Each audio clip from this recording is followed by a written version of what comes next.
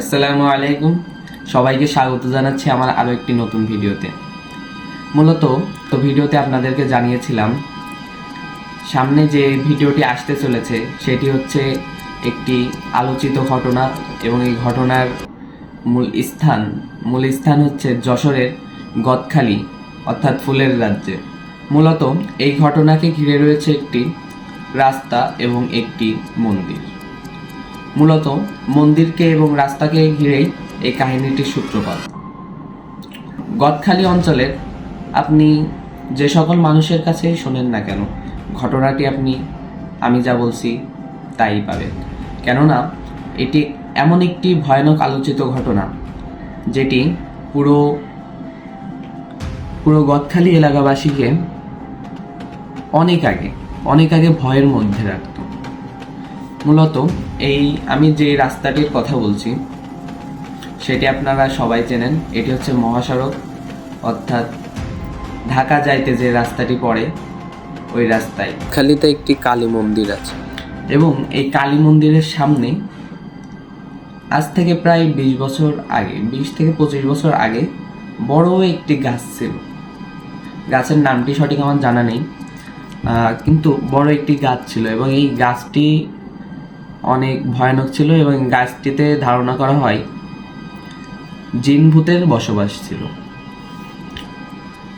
এবং এই ঘটনাটিকে কেন্দ্র করে মানুষ সবসময় ভয় থাকত এবং মানুষ সন্ধ্যা অর্থাৎ 9টা থেকে 10টার ভিতরে বাসায় ব্যাক করত। কারণ আমি যে রাস্তার কথা আপনাদেরকে বলেছিলাম, এই রাস্তার সামনাসামনি হচ্ছে এই কালী মন্দিরটি এবং এই কালী মন্দিরের সামনে যখন কোনো বাস অথবা বাইক যা কিছুই আসুক না কেন, হতে পারে একটি বাইক, হতে পারে একটি ট্রাক, এখন রাত 12টা থেকে 12:30 1টার ভিতরে, যখনই আজ থেকে প্রায় 20 বছর আগের কাহিনী আমি বলছি, এটি গত 10 বছর আগেও ছিল কিন্তু এখন কম। যখনই 12টা থেকে 1টার ভিতর কোনো গাড়ি ওই জায়গা দিয়ে ক্রস করত, তখনই ড্রাইভাররা দেখতে পেত যে রাস্তা 3টা হয়ে গেছে। রাস্তা কিন্তু একটা, কিন্তু রাস্তা হয়ে গেছে 3টা। এই ঘটনা এত প্রচলিত, আপনার যদি কোনো আত্মীয় স্বজন থাকে গদখালিতে, তাহলে আপনি অবশ্যই তার কাছ থেকে জানতে পারবেন যে কোনটি সত্য কোনটি মিথ্যা। যখনই ওই জায়গাতে ক্রস করে মানুষ, তখনই 3টা করে রাস্তা হয়ে যায়। এখন আপনি ভাবছেন যে এই রাস্তা দিয়ে যাব, ওই রাস্তা দিয়ে যাব না, তা হবে না। কিন্তু আপনি যে রাস্তা দিয়েই যান, আপনি নির্ঘাত মারা যাবেন এবং এটি সত্যতা। আপনি অবশ্যই মারা যাবেন। যখনই কোনো রাস্তা দিয়ে গাড়ি যখনই একটা রাস্তা দিয়ে যাবে ভাবে, সেই রাস্তা দিয়ে যখনই যায়, সেই রাস্তা দিয়ে গেলেই সেই গাড়ি অ্যাক্সিডেন্ট হয়। এটি একটি প্রচলিত ঘটনা এবং আপনাদেরকে এই রিলেটেড আর একটা ঘটনা শোনাবো, সেটা হচ্ছে কুদ্দুস মিয়ার ঘটনা।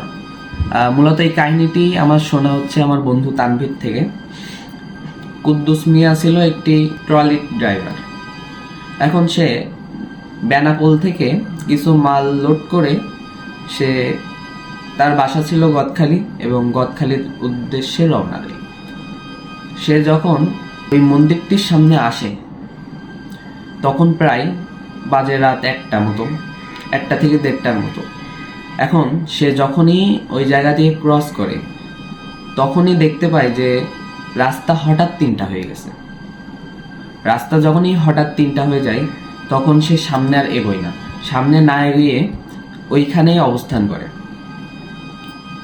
এবং অবস্থানকালে তার একটি ঘটনা মনে পড়ে যে তার দাদা তাকে ঘটনা শুনিয়েছিল যে এমন অবস্থায় তোমার কোনো রাস্তা দিয়ে যাওয়া উচিত না এবং তুমি এক জায়গায় অবস্থান করো। এবং এটা শুনতে খারাপ লাগলেও সত্যতার জন্য আমার বলাই লাগবে, নিজের মূত্র সারা গায়ে মেখে যদি দাঁড়াই থাকা হয় কিছুক্ষণ যদি দাঁড়াই থাকা হয়, তাহলে নাকি এই সমস্যাটির সমাধান ঘটে। এখন তিনি ওই ঘটনা মোতাবেকই নিজের মূত্র সারা শরীরে মাখে এবং কিছুক্ষণ ওয়েট করার পর তিনি দেখে যে সামনের 3টা রাস্তা আবার একটা রাস্তায় পরিণত হয়।